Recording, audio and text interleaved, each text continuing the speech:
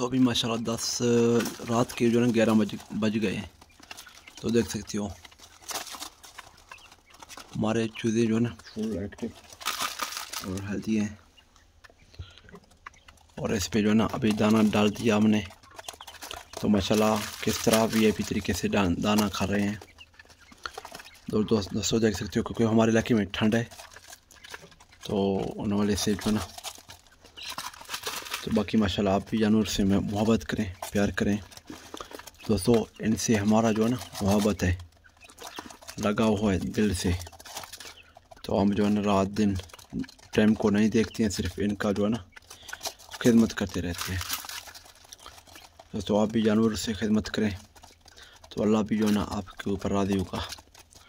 और दूसरे पे दोस्तों ये बिज़नेस भी है बहुत ही प्रॉफिट वाला। बाकी देख सकते हो आप माशाल्लाह हमारे बटेर के चूज़े और मुर्गी के चूज़े भी दोस्तों हैं। ये फुल देसी असील के जो है ना बच्चे हैं दोनों।